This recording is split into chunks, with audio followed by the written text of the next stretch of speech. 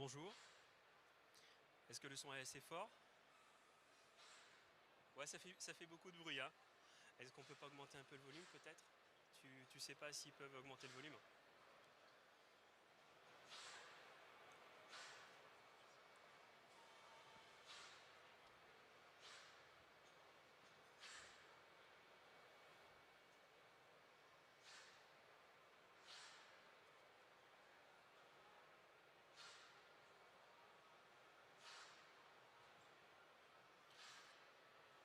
On va augmenter un peu le volume parce que voilà. Ok, très bien. Bon, en tout cas, merci d'être présent. C'est un vrai plaisir de pouvoir se. Ah oui, bah, je peux pas parler plus fort que le volume qui est là. Est-ce que c'est bon là maintenant? Est-ce que derrière tout va bien? Pour les plus jeunes. En tout cas, c'est un vrai plaisir de se retrouver enfin physiquement et de pouvoir échanger euh, d'une autre manière que simplement par caméra interposée. Et on vous remercie d'être là puisque effectivement il y a du monde, donc ça prouve l'intérêt aussi pour le sujet qu'on va aborder. Donc merci d'être là et donc on va peut-être repasser sur la première slide pour rappeler l'objet. Voilà. Donc, on remercie Fédérec de pouvoir nous exprimer sur un sujet relativement complexe et central sur la filière, puisqu'on va parler de réincorporation de la matière recyclée dans des process industriels. Donc là, on aura une approche vraiment industrielle de ce que peut être le recyclage et on va essayer de vous partager un peu nos expériences sur la complexité d'intégrer une matière issue de recyclage dans un process industriel et la fabrication de produits finis que vous pourrez retrouver. Donc, pour ça, nous avons invité Sarah Vassal qui représente l'entreprise Etex via la marque Signat. Hein, voilà. Pascal Anthony de la société VK Recyclage et moi-même qui représente la société Ritling en valorisation dont Monsieur Ritling est dans la salle et je représente aussi le Fédérec puisque nous avons la vice-présidence à Fédérec BTP.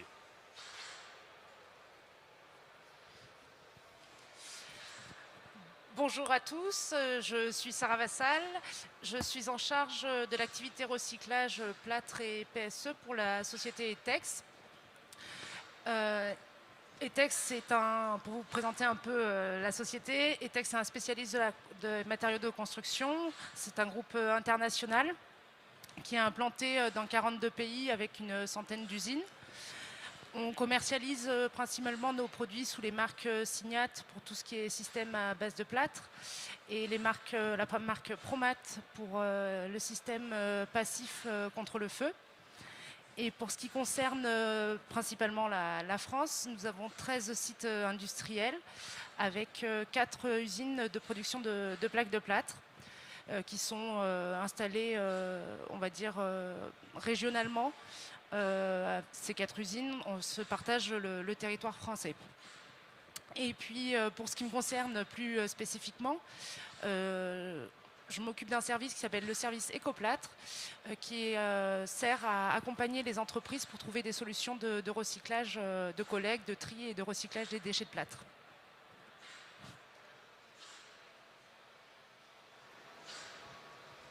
Bonjour, Pascal Anthony, société VK Recyclage.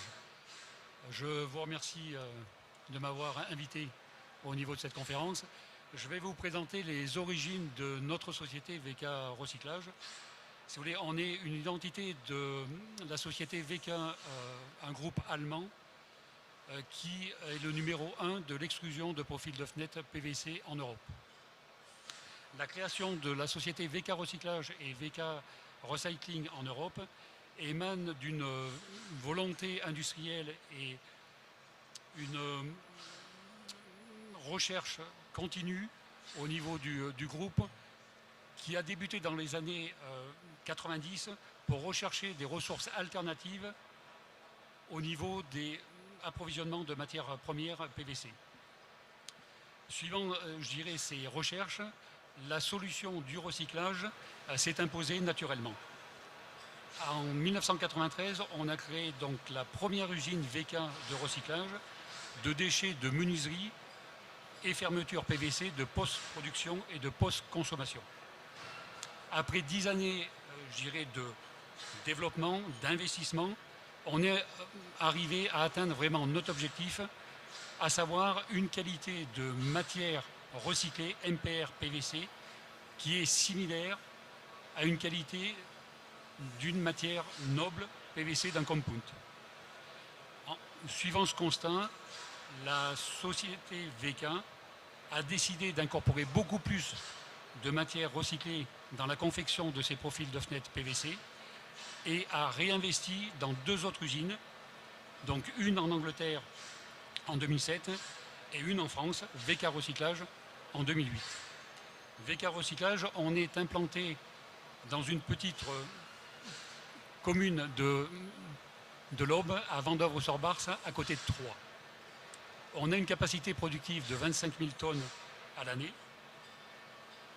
Sur ces 25 000 tonnes qui rentrent, on parle vraiment de déchets. Donc quand je dis déchets, c'est des déchets vraiment de dépôts de menuiserie et qui proviennent de chantiers, avec, je dirais, toute la pollution qui est présente. On a un outil industriel unique en France qui nous permet de pouvoir régénérer, recycler et traiter ce déchet entrant. Je vais vous présenter grossièrement, je dirais, comment on régénère cette matière. On est constitué de 4 modules. Le premier module va être la dépollution, on va dire, maximum de tous les polluants présents au niveau des gisements entrants. Donc ce qui veut dire, c'est qu'on va avoir bien entendu du fragment de verre, on va avoir du bois, on va avoir un peu de film plastique, un peu de carton, beaucoup d'inertes, etc., etc. Et surtout, on va démétalliser directement la matière PVC de ses composants ferreux et non ferreux. Le deuxième module, cette matière, on va la travailler avec un process de hydrocyclone qui va nous permettre de calibrer la densité de la matière. Nous allons la laver, la sécher, et une fois qu'on a fait cette opération-là, elle va être transférée dans le module 3, où là, on va travailler la matière par tri électrostatique et tri optique, ultraviolet et infrarouge, pour éliminer les dernières pollutions présentes. Et ça nous permet également de pouvoir classifier la matière par famille de couleurs. Et le module 4, c'est un module qui nous permet de faire la finition de la confection de cette matière recyclée, soit en granulé, soit en micronisé, directement, que nous commercialisons au niveau de l'industrie de la plasturgie. Sur le marché français, on a un point très important que je ne dois pas oublier, c'est le taux de valorisation que l'on a. On a un taux de valorisation de 86% par rapport aux matières entrantes. Donc il nous reste bien entendu à travailler ces 14% de déchets ultimes qui malheureusement au jour d'aujourd'hui ne peuvent être qu'évacués comme ultimes. Par contre, chaque année, on développe et on arrive à progresser on va dire de 1%. Donc on souhaite qu'à partir de, on va dire à 2025, on devrait être sur un objectif en étant à moins 10% de déchets ultimes au niveau du traitement que l'on réalise. Sur le marché français, on est présent donc avec 2 axes, on va dire, qui est notre priorité. On a un service chantier, donc VK, où nous allons collecter en direct tout ce qui est dépose de menuiserie PVC au niveau de marché de réhabilitation pour les maîtres d'ouvrage, les maîtres d'œuvre, entreprises générales et entreprises de démolition. Et nous avons également l'apport de nombreux partenaires collecteurs centres de tri. Nous en avons 176 en France qui réalisent ce traitement et qui vont valoriser et retrier au niveau de leur plateforme directement ces gisements de menuiserie PVC. Sur le marché français, au jour d'aujourd'hui, on estime à peu près à 50 000 tonnes de menuiserie PVC de dépôt chantier, ce qui représente à peu près 1 million par an. Mais il est vrai que le plus gros gisement de la dépose actuellement en France, et ce jusque dans les années 2025-2030, ça va être la menuiserie bois, puisqu'on dénombre à peu près 4 millions de menuiserie bois sur le territoire national, en dépose. Voilà pour ma petite.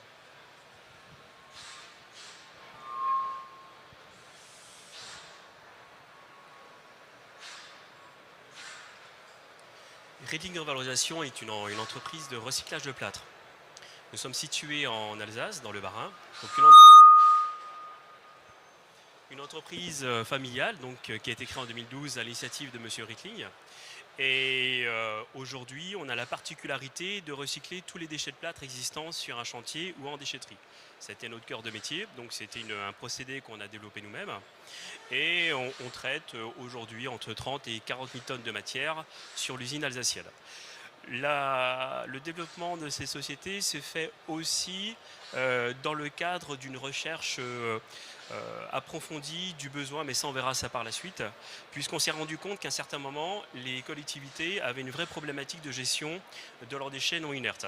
Alors pour rappel, le déchet de plâtre est interdit d'enfouissement depuis 2006, ça a été renforcé par la réglementation de 2015, et cette réglementation était assez compliquée à être mise en place puisque les exutoires n'étaient pas présents, donc on s'est rendu compte qu'il y avait un vrai besoin en termes de gestion de ces déchets sur les territoires. Alors à titre informatif, on est sur des capacités de captage entre 7 et 8 kg par habitant, en sachant que sur ces 7 et 8 kg par habitant, on va dire une bonne moitié de ces flux sont des flux dits complexes. Alors, les flux complexes, ce sont des parements avec alors une plaque de plâtre, c'est une plaque classique, hein, c'est-à-dire sur du gypse avec des parements en carton, et à cela vous y rajoutez des parements en polystyrène ou en laine de roche, et ces gisements, c'était une vraie problématique qu'on a su traiter. On l'a fait en partenariat avec notre partenaire alsacien. Donc à l'époque, donc c'était Signat, hein, je ne me trompe pas, qui est devenu une marque qui était voilà, maintenant du groupe Etex, qui a une usine située à Haute-Marsheim. Donc, et on a récupéré un certain nombre de projets avec eux, notamment la possibilité de répondre à leurs clients justement sur des chutes de production. Donc là, on est vraiment dans un cadre de l'économie circulaire et de développement aussi de territoire qui est spécifique, puisque la matière, on la traite, on la recycle en Alsace et on fabrique de la plaque d'isolation à base de plâtre, aussi en Alsace, à travers l'usine située à Haute-Marsheim.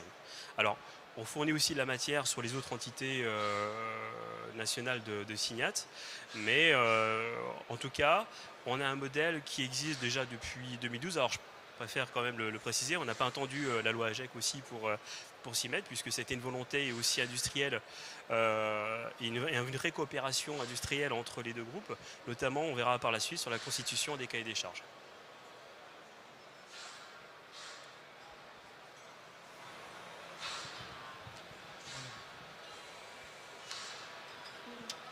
Un point qui est très important, c'est que en tant qu'industriel au niveau du groupe VK, on s'instruit vraiment dans l'économie circulaire. Et ça, c'est un point, on va dire, essentiel de notre démarche.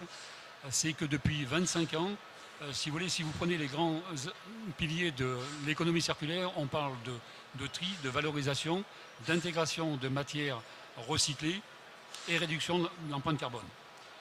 Et bien, depuis 25 ans, VK est dans ce schéma-là.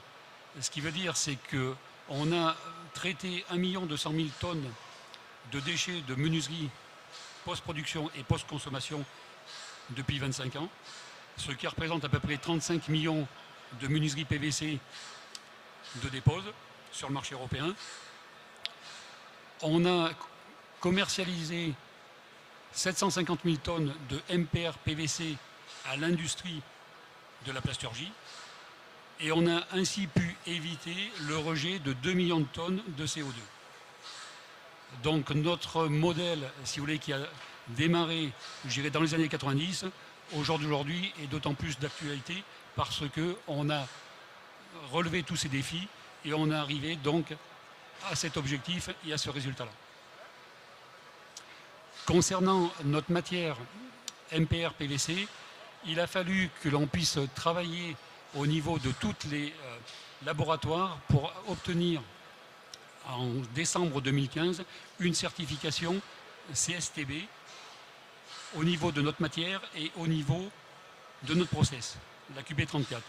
Ce qui nous a permis de pouvoir, sur le marché français, présenter les bienfaits de cette matière MPR-PVC au niveau de l'industrie de la plasturgie, mais surtout que tous les extrudeurs puissent la réintégrer en ayant cette qualité au niveau de la charte et les audits que nous avons avec le CSTB, et surtout que cette matière peut être intégrée, et ça c'est le point le plus important, et c'est là où on a eu un fort développement à partir de 2016, c'est que tout extrudeur qui a un profil ou un produit sous avis technique peut intégrer directement notre matière PVC recyclée.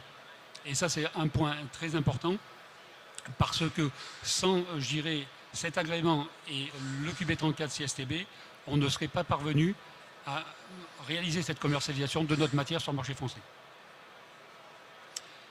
Au niveau de notre process industriel, comme je vous l'ai dit, il est un peu unique parce que c'est une conception, on va dire, personnalisée VK. Donc, au jour d'aujourd'hui, dans notre process, il n'y en a que 3 dans le monde, parce que c'est nous-mêmes qui l'avons créé.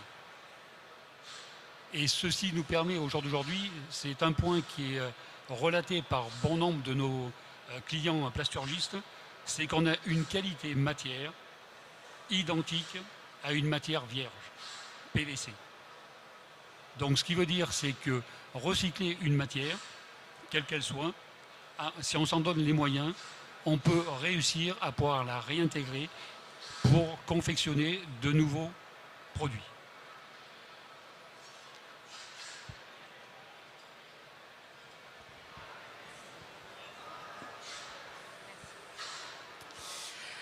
Donc pour en revenir pour ce qui concerne le recyclage des déchets de plâtre, je vais vous faire part de notre expérience chez Etex. Donc ça fait presque 10 ans maintenant que nous recyclons des déchets de plâtre. En effet, nos usines de plaques françaises avaient déjà des ateliers de recyclage internes pour recycler les rebuts de fabrication. Et en 2012, on a décidé d'ouvrir ces ateliers aux déchets issus des chantiers et de créer le service Ecoplate. Comme ce n'était pas notre métier de faire de la collecte, du tri des déchets, on s'est appuyé sur des partenariats avec les prestataires déchets pour mailler le territoire et pouvoir proposer à nos clients poseurs des solutions. En parallèle de ça, notre usine d'Ottmarsheim, comme le disait Sébastien, est la seule usine où nous n'avons pas d'atelier interne pour le recyclage. Donc dès 2012, nous avons travaillé avec la société Ritling Revalorisation pour pouvoir intégrer de la matière recyclée dans nos process de fabrication. Alors, il faut savoir qu'en France, en France, partout dans le monde où on fabrique des plaques de plâtre, la matière première initiale, vierge, c'est du gypse extrait en carrière. Et bien qu'au niveau mondial, c'est une ressource qui est considérée comme épuisable, ce n'est pas le cas en France. C'est une ressource inépuisable. De ce fait, développer les filières de recyclage pour Etex, c'était vraiment une démarche complètement volontaire pour pouvoir apporter des solutions à nos clients. Et puis aussi pour diminuer l'impact environnemental de nos produits, puisque le déchet plâtre pose problème à tous les autres déchets. Donc cette démarche, donc vraiment volontaire, elle repose aussi sur 2 enjeux très, très importants, qui sont le gisement de déchets de plâtre est très diffus en France. Il y en a partout, que ce soit sur les chantiers ou dans les collectivités, enfin les déchetteries publiques. Et ça, déjà, ça nécessite quand même un vrai savoir-faire sur la collecte des déchets. C'est pour ça qu'on s'est appuyé sur des partenariats avec les prestataires déchets, mais avec les gens comme chez Ritling Revalorisation, qui avaient un vrai savoir-faire là-dessus. Et le deuxième enjeu, c'est le bout de la chaîne, c'est l'enjeu de l'incorporation de la matière dans nos process de fabrication. Et cet enjeu-là, il repose vraiment sur la qualité de ce qui arrive sur nos sites. Donc, pour venir plus précisément sur notre expérience on va dire, d'introduction de matières secondaires dans nos process de fabrication, par expérience, on constate que là où on arrive le plus à intégrer de matières secondaires, c'est quand on reçoit une matière prête à être consommée, quasiment identique au gypse naturel extrait en carrière. Et donc c'est là où les partenariats avec les transformateurs de déchets de plâtre rentrent vraiment en jeu et où il y a un gros travail de fait. Et aujourd'hui en France, donc on travaille avec Riclang Revalorisation, comme je le disais, depuis 2012 et un peu plus récemment depuis 2014-2015 avec une société qui s'appelle Récigypse, qui est installée dans le sud de la France, à Béziers, et qui va nous fournir en matière secondaire sur nos usines du sud, donc dans le sud-ouest et dans le sud-est. Donc ces partenariats, ils sont très importants parce qu'avant d'être des partenariats commerciaux, ce sont avant tout des partenariats techniques. Il faut vraiment que les acteurs, donc les usines et le partenaire travaillent de concert sur tous les aspects de l'intégration de la matière, notamment sur les cahiers des charges. Qu'est-ce qu'on peut prendre, qu'est-ce qu'on peut accepter chez nous, le suivi de la qualité qui se fait au quotidien. La qualité, c'est l'humidité, c'est la pureté du gypse, c'est plein de paramètres qui sont suivis à chaque livraison sur nos sites. Et c'est aussi un gros travail d'adaptation des process. Pendant, on va dire, près de 30 ans, on a fabriqué de la plaque de plâtre uniquement avec de la matière vierge. Il a fallu adapter les recettes pour intégrer de la matière secondaire pour laquelle elle provient de plusieurs sources. Ça peut comment dire, faire diverger un peu les process. Donc il a fallu adapter ça. Et puis il a fallu aussi travailler avec Riclang Revalorisation ou Récigypse pour adapter eux-mêmes leurs process aux évolutions du marché, aux évolutions des produits qui sont mis sur le marché. Et toujours travailler vraiment ensemble pour arriver à améliorer de plus en plus la filière et l'incorporation de la matière. Donc une fois qu'on a travaillé avec ces partenaires, on sait que c'est là où on arrive à plus intégrer de la matière. Et tout ça, ça nous permet quand même comme je disais en introduction, de diminuer l'impact environnemental de nos produits. Ça nous permet aussi de répondre à une demande du marché, et notamment pour les chantiers avec des labels environnementaux. Ou encore des certifications. Par exemple, toute notre gamme de plaques de plâtre est certifiée Cradle to Cradle. Donc ça nous permet aussi vraiment de répondre à la demande de nos clients. Et puis également, il ne faut pas se le cacher, répondre aux évolutions réglementaires en matière de gestion des déchets du bâtiment. Donc voilà un peu notre retour d'expérience sur le travail avec ces partenaires transformateurs de déchets de plâtre. Et je dirais un peu pour conclure cette première partie que le tout repose vraiment sur un partenariat technique. C'est très, très important cette partie-là. Et c'est le nerf de la guerre, on va dire.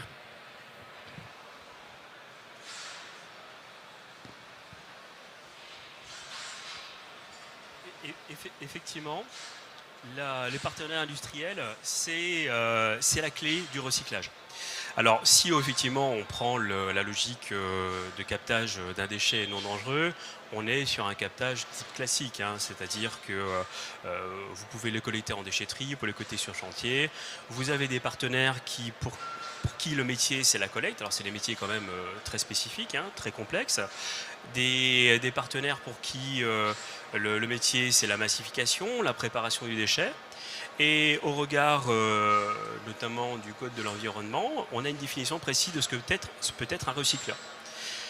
Un recycleur, c'est quelqu'un qui va prendre une matière et qui va la transformer et qui, en sortie de son process, va être capable de proposer ou vendre un produit. Ça veut dire que derrière, on n'est non pas sur une logique purement logistique, mais on est vraiment sur une logique industrielle. C'est que derrière, il faut bien réfléchir sur les cahiers des charges et la capacité à introduire cette matière pour faire un produit. Donc ce qui veut dire qu'au centre de nos métiers, la notion de qualité est clé, tout simplement. Comme je disais tout à l'heure, un peu en présentation de l'entreprise, au démarrage de la collecte des déchets de plâtre, il y avait un cahier des charges relativement restreint. Il y avait la possibilité de traiter des déchets dits simples, c'est-à-dire simplement avec un parement en carton. Et on s'est rendu compte que les chantiers et les collectivités n'arrivaient pas justement à solutionner cette solution et se retrouvaient avec de la matière extrêmement polluante dans la gestion de leur DIB, notamment sur la gestion de leur centre d'enfouissement. Alors, pour information, le plâtre, c'est du sulfate de calcium. Qui dit sulfate de calcium dit calcium et soufre. Quand vous l'enfouissez en centre d'enfouissement, vous avez forcément des émanations qui sont liées à la transformation de ce produit et vous vous retrouvez avec de la présence d'H2S ou de la pollution, donc à l'acide sulfurique dans les lexivia. Donc ça pose des coûts induits extrêmement importants pour les collectivités et les opérateurs de gestion des centres d'enfouissement. Et aussi pour les incinérations, parce que le sulfate est salitant de la roche, donc vous le retrouvez dans les mâches fer, donc ça pose aussi des vraies problématiques. Donc on est parti au début avec nos partenaires sur la recherche des besoins latents. Qu'est-ce qui fait qu'à un certain moment, on sera en capacité de traiter la majorité des déchets d'un territoire? Jusqu'avant nos approches, on traitait entre 1,2 et 2 kg par habitant grosso modo. Aujourd'hui, on est autour, comme j'ai dit tout à l'heure, entre 7 et 8. C'est effectivement, il y avait quelque chose à réfléchir avec les collectivités et nos partenaires démolisseurs. À ce moment-là, on a travaillé les cahiers des charges avec Signat, on a réfléchi sur les process de production, on a réfléchi aussi sur les process de contrôle, et on s'est lancé un peu dans l'aventure, et on a appris, on a évolué. On est parti sur une approche aussi d'amélioration continue, puisque nous-mêmes, on a investi dans les usines, on a développé plusieurs phases de machines pour adapter nos technologies à la réalité du terrain. Donc, en gros, la notion de traçabilité et d'amélioration continue est une notion industrielle qui s'applique au métier du recyclage, très clairement. La traçabilité. Pourquoi la traçabilité? On voudrait vous sensibiliser là-dessus. Parce que la traçabilité, derrière, c'est pas simplement une notion technique. C'est une notion aussi de responsabilité par rapport aux producteurs et aux propriétaires du déchet.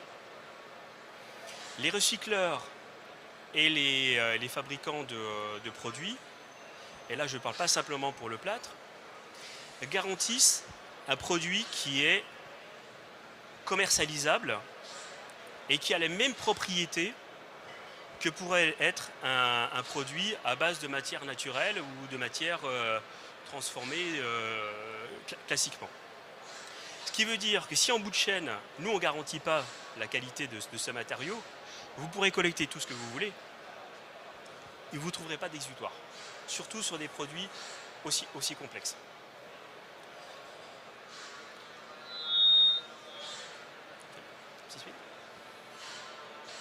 Donc, une fois qu'on a dit tout ça, on peut sortir 3 enjeux. Je vais me mettre là.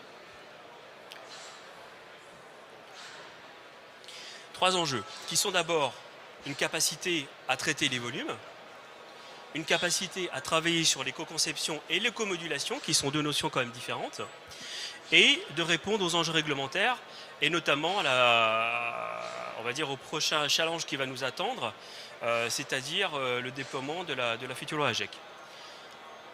Concernant les volumes, en 2020, on a recyclé pour l'ensemble des acteurs de recyclage de plâtre en France 93 000 tonnes. Alors dit comme ça peut paraître quand même relativement énorme, mais le gisement qui a été identifié à travers différentes études, notamment la fameuse étude des 14, a démontré que le gisement potentiel en France sur du déchet de plâtre est de 500 000 voire 600 000 tonnes. Donc ça veut dire qu'on a encore un sacré bout de chemin à réaliser tous ensemble. Sur la partie PVC, hein, je te laisse... Sur la partie PVC. Oui, sur la partie PVC, si vous voulez, le gisement français de dépose de menuiserie et de fermeture PVC sera le marché numéro 1 à partir de 2030. Si vous voulez, pour vous faire un petit historique, c'est qu'on a une durée de vie de la menuiserie PVC qui est variable suivant sa localisation, que ce soit au niveau de logement locatif ou logement particulier. Au niveau de logement locatif, on est sur une base de 25 années au niveau de sa durée de vie, et au niveau particulier, on est sur une base de 45 à 50 ans. La particularité, c'est que la menuiserie PVC en France a débuté, je dirais, à la fin des années 80. Donc si on prend sa durée de vie, on va obtenir entre 2025 et 2030 un gisement de menuiserie PVC de dépose qui va dépasser les 150 000 tonnes. Donc ces 150 000 tonnes, aujourd'hui, par rapport à l'outil de recyclage qui est existant en France par VK Recyclage, mais également en Europe, on sera tout à fait donc disposé à pouvoir recevoir ce gisement-là. Sur le marché, on va dire, européen, chaque année, il se dépose entre 4 et 5 millions de menuiseries PVC. Ce qui veut dire, c'est que si on peut automatiquement pouvoir présenter cette ressource alternative de MPR PVC qui pourrait représenter pratiquement entre 30 et 40% de la production de matières premières PVC vierges en Europe. Donc les enjeux sont importants. On est prêt, il y a des industriels qui ont investi comme VK, d'autres industriels qui vont investir également au niveau de ce produit, parce qu'il y a certains objectifs avec des engagements volontaires qui ont été signés donc en 2019 au niveau de toute l'industrie de la plasturgie concernant l'extrusion de profils fenêtres, où en Europe, ils se sont tous engagés qu'à partir de 2025, ils intégreraient plus de 20% de MPR PVC dans la confection de nouveaux profils.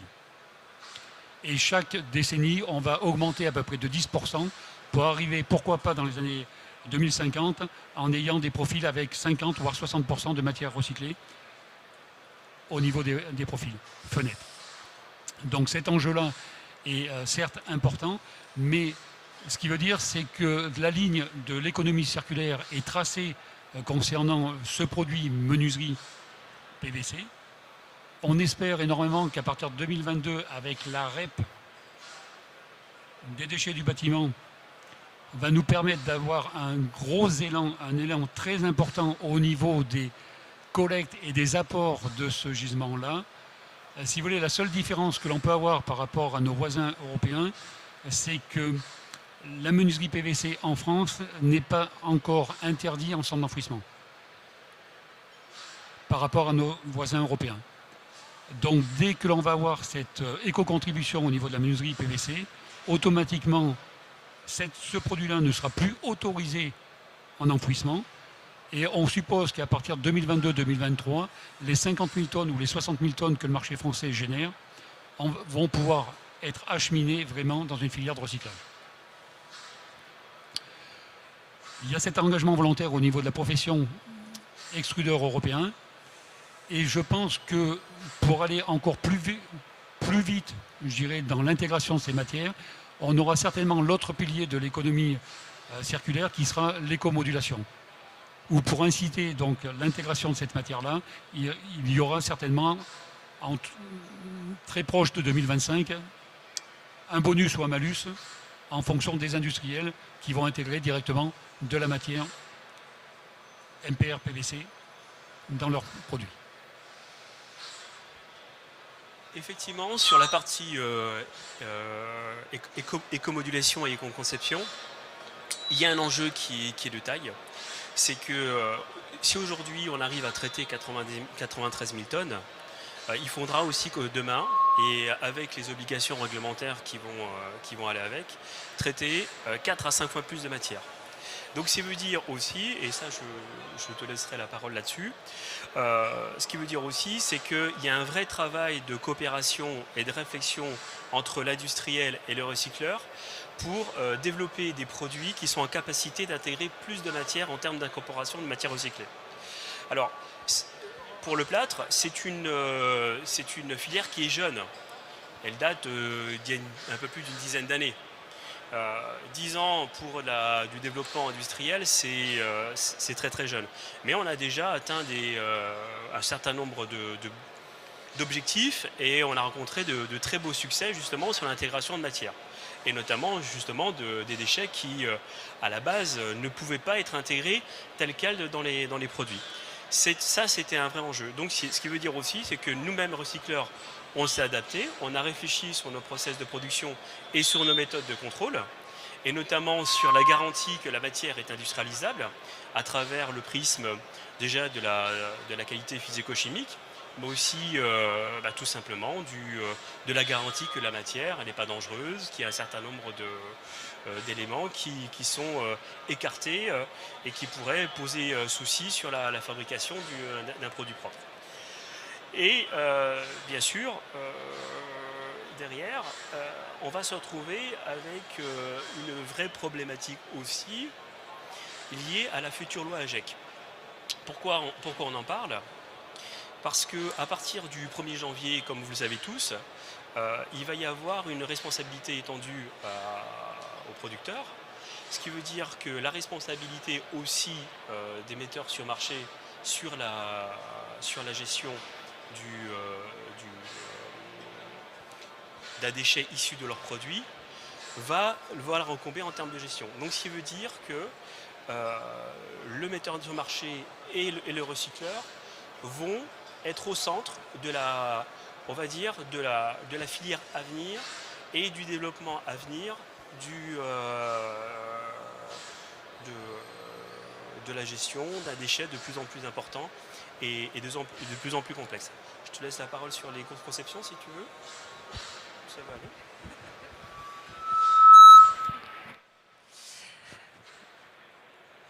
Oui, sur la partie éco-conception, c'est vrai qu'il y a un vrai travail d'industriel derrière ça. Aujourd'hui, on produit des plaques de plâtre pour lesquelles elles se recyclent à l'infini. Et donc c'est tout un travail de longue haleine et de recherche, parce qu'en intégrant de la matière recyclée, le plâtre, c'est un déchet qui se recycle à l'infini. Donc ça, c'est déjà un paramètre assez exceptionnel pour un déchet. Mais comme vous le savez, dans les plaques de plâtre, pour leur conférer les propriétés qu'elles ont besoin, contre l'eau, contre le feu, etc., nous mettons des adjuvants. Et quand on récupère des déchets, on ne récupère pas des déchets que de plaques normales, de plaques feu, de plaques eau.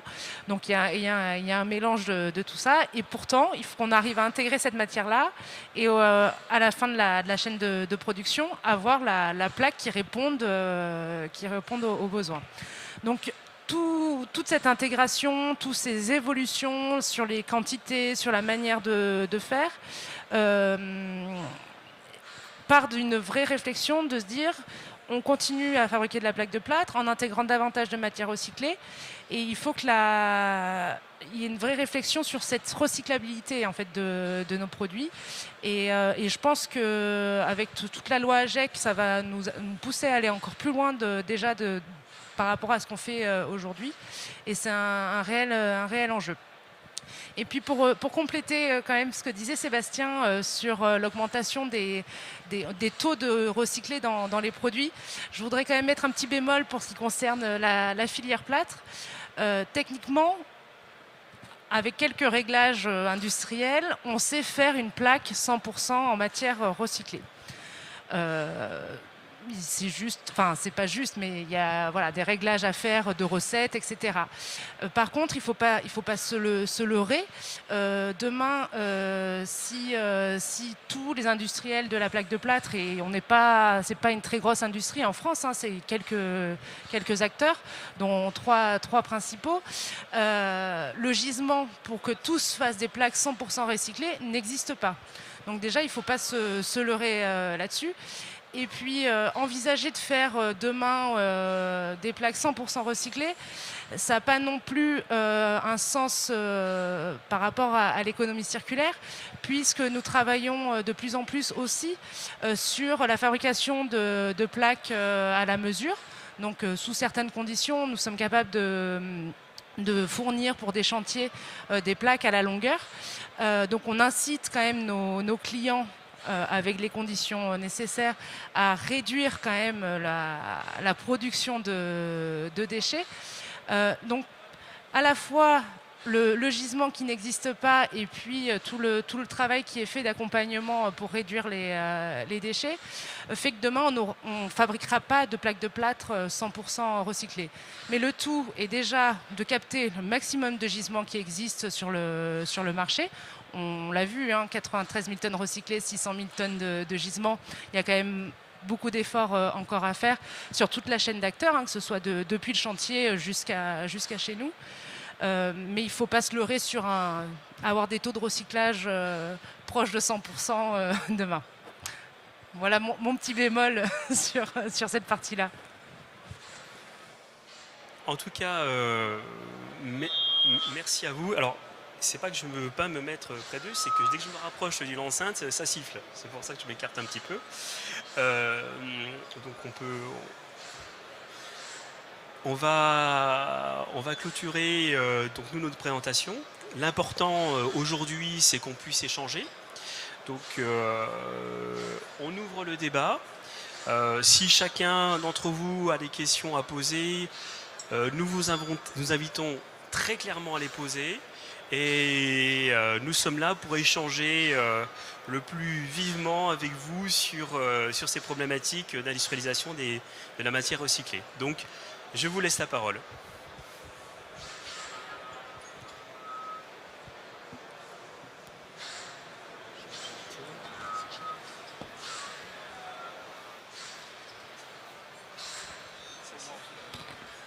Bonjour, c'est un peu fort.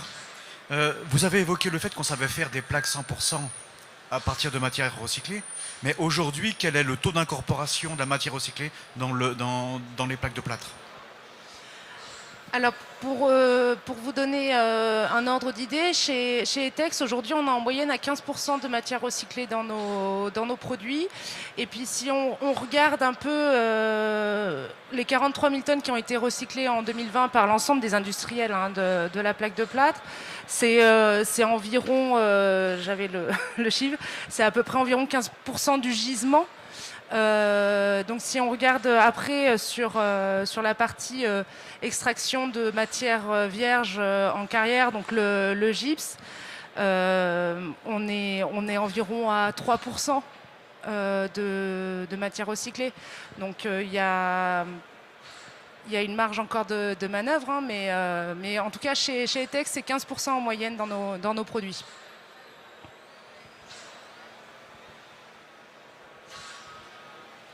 Merci. Bonjour. On a évoqué au niveau du PVC les menuiseries, mais dans les travaux publics, on rencontre très souvent des canalisations en PVC qui sont à détruire, qui ont des difficultés, je pense, de recyclage du fait qu'elles soient sales, polluées par de la terre, voire par des eaux usées. Mais est-ce qu'aujourd'hui, il existe un moyen de recycler ces produits-là? Je dirais que tout produit va trouver, je dirais, sa filière. Et il y aura automatiquement des exutoires qui vont être opérationnels sur le marché français. Parce qu'il faut bien reconnaître un point, c'est qu'au niveau France, je dirais, le recyclage de certains produits, c'est quand même quelque chose de tout nouveau. On a un recul à peine de, on va dire, 5 ans. Et je pense qu'il faudra encore une décennie pour qu'on puisse constituer, enfin une décennie, je m'entends, mais que pendant cette décennie, puisse se constituer bon nombre d'exutoires au niveau de différents produits pour être acheminés directement en traitement et en recyclage. La problématique du tube est présente sur le marché français. La particularité, c'est que je suppose qu'au jour d'aujourd'hui, il y a des difficultés, mais dans un proche immédiat, vous verrez qu'il va y avoir des exutoires qui vont avoir une existence. Pour la bonne et simple raison, c'est que l'industriel du tube sera obligé de proposer des solutions pour le recyclage de son propre produit.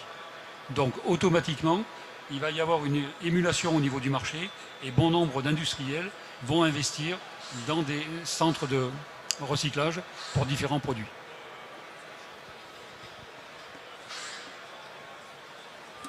Moi, j'avais une question par rapport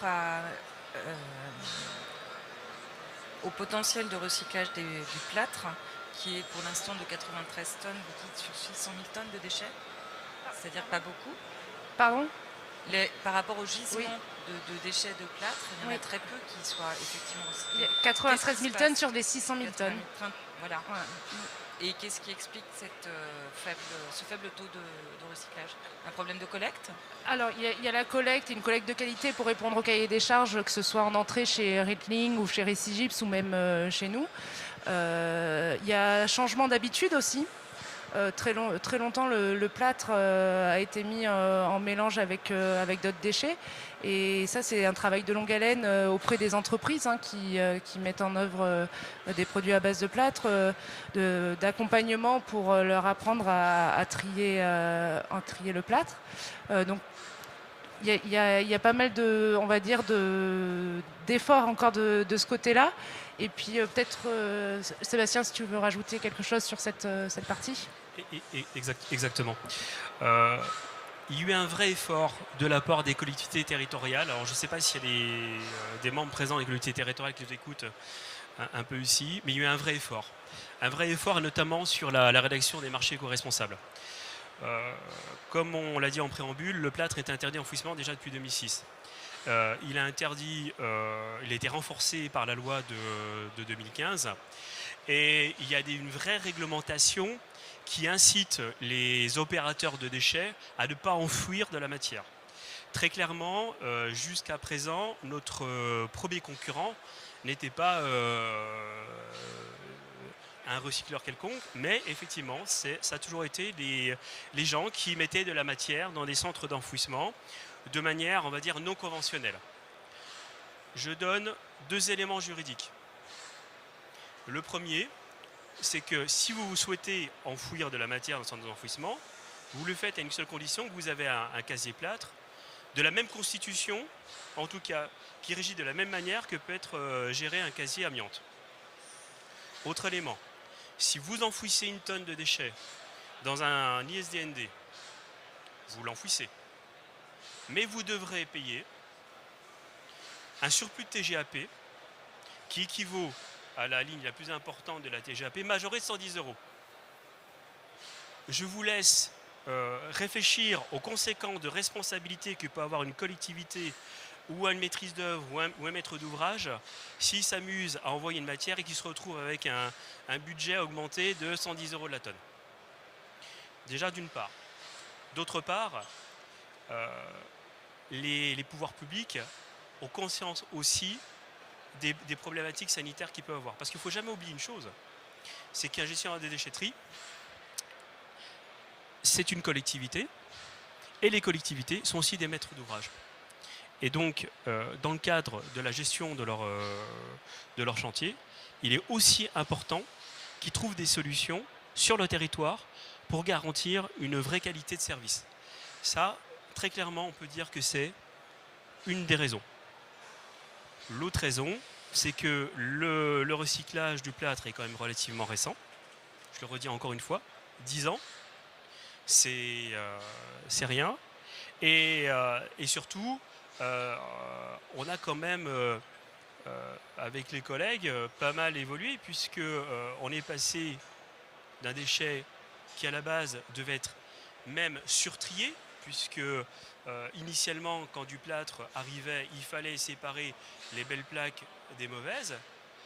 On a travaillé, notamment chez nous avec Rittling Revalorisation déjà depuis 2012, et quel que soit le type de matière qu'on est capable d'avoir, on arrive à séparer la matière, même si elle est du polystyrène qui est collé dessus. Donc en gros, on est dans ce qu'on disait dans le dernier slide, un travail d'amélioration continue, mais sur la globalité de la chaîne de valeur.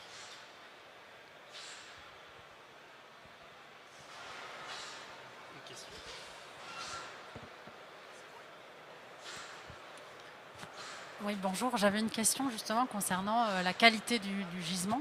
Notamment, vous évoquiez tout à l'heure le fait que vous êtes des recycleurs, donc effectivement, vous avez une qualité assurée en termes de matières premières secondaires entrantes.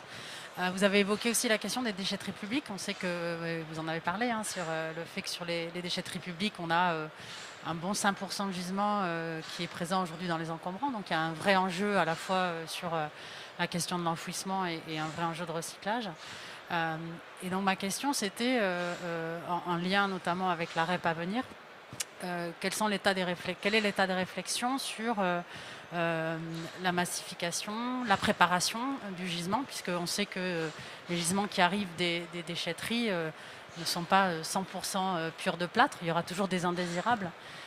Et aujourd'hui, c'est des choses auxquelles on est confronté. Donc je voulais savoir un petit peu où en était l'état de ces réflexions pour permettre à ces gisements d'être recyclés, quoi. Ce qui n'est pas toujours le cas aujourd'hui. Okay. Alors, c'est vrai que la collectivité, la déchetterie est un gisement à part. C'est un métier à part. Ils ont des spécificités très particulières. C'est pas évident pour les agents de déchetterie, puisque quand vous avez entre 300 et 500 véhicules jour, forcément il y a toujours un peu de matière qui passe à travers le filet. Dans la globalité, on a un vrai... On est plus que satisfait parce qu'on sait que les collectivités font un gros effort pour le faire. Puisque d'ailleurs ils ont des services de prévention en interne, ils forment des gens aussi en interne, donc il y a pas mal de choses. Et au regard des petits volumes qu'on a aujourd'hui, je veux dire, ça fait partie aussi de nos cœurs de métier, de dire à un certain moment on est capable d'adapter notre offre à la problématique du client. Ce qui n'est pas forcément le cas en chantier, puisqu'en plus la loi AGEC va imposer de séparer le plâtre, où là en l'occurrence on aura une marge de tolérance qui sera un peu différente, on est complètement d'accord. Mais la collectivité, c'est un métier à part, mais il faut répondre. Parce que c'est l'un des premiers pourvoyeurs de déchets de plâtre, et pas que de plâtre.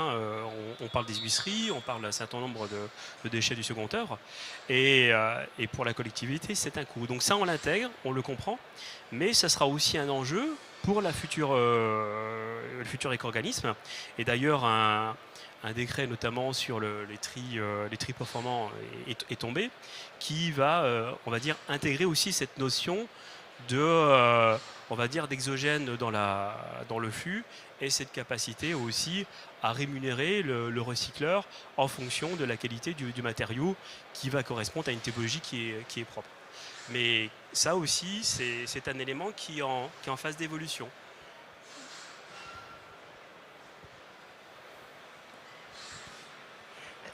Je voudrais compléter sur cette partie collectivité. J'ai laissé Sébastien répondre parce que Ritlang a plus l'habitude de travailler les collectivités. Nous, pour les déchets qu'on reçoit en direct sur nos sites, on va dire plus de 99% des apports viennent des prestataires déchets privés. Donc c'est pas notre cœur de métier de travailler avec les collectivités. Et nous, notre cahier des charges n'est pas adaptable chez nous, parce que notre métier, c'est de produire de la plaque de plâtre. Le recyclage, c'est un second métier, et on n'est pas équipé pour faire du tri. Vraiment, on est très restrictif, c'est vrai, sur le cahier des charges d'entrée. Et c'est tout l'intérêt aussi du partenariat industriel que nous avons avec les transformateurs de déchets de plâtre comme Ritling ou Recigyps. Ils ont un cahier des charges plus large que le nôtre. Et puis, on va dire que c'est complètement complémentaire sur le territoire français. Après, on sait qu'il y a des collectivités, on sait que c'est pas simple de rajouter des bennes à l'infini sur les déchetteries. Il y a quelques collectivités qui testent des choses sur la filière plâtre. qui font beaucoup d'efforts pour respecter les cahiers des charges. Je pense que ce soit chez Ritling ou chez nous en direct.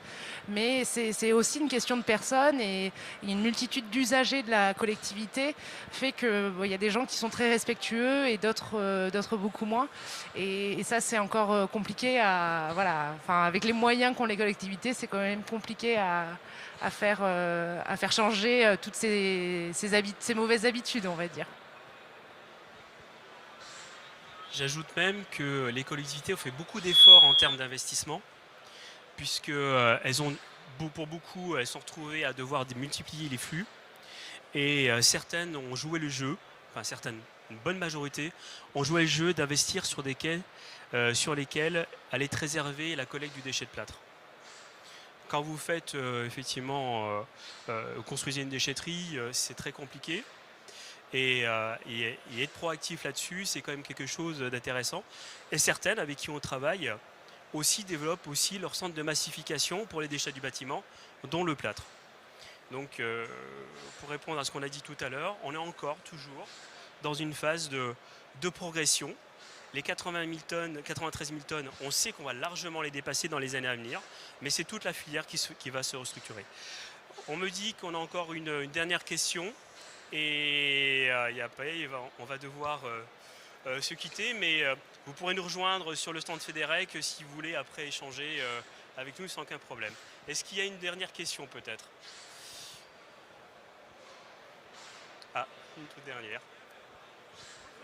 Moi, je voulais juste savoir ce qu'on faisait des briques plâtrières sur lesquelles on ne peut pas séparer le plâtre. Alors, on sait les traiter. En fait, à partir du moment que vous avez du plâtre sur vos éléments, on sait les traiter. Mais ça me permet, vous me tendez une perche, de rappeler quand même que la gestion du déchet, notamment les déchets de plâtre ou les huisseries, les secondes-œuvres ou les PVC, ce n'est pas simplement une variable économique à la fin des opérations d'exécution sur un marché de démolition. Il est important, et là s'il y a des maîtrises d'œuvre autour de vous, qu'on travaille ensemble sur la définition de la gestion des opérations et notamment sur l'écriture des DCE. Combien de fois on voit des démolisseurs venir nous voir et nous demander un tarif et négocier alors que les travaux d'opération n'ont pas été réfléchis avant. Et en ne le faisant pas, vous mettez votre chantier en difficulté, mais surtout vos clients, qui est votre maître d'ouvrage, qui lui à un certain moment devra comprendra peut-être pas pourquoi, du jour au lendemain, il faudra qu'on mette en place des procédures peut-être un peu plus onéreuses et techniquement un peu plus complexes. Merci à vous. Je remercie donc Patrice et Sarah. Je remercie FEDEREC, l'équipe de Ritling et vous tous et tous ceux qui sont arrêtés dans les couloirs. Et rendez-vous sur le stand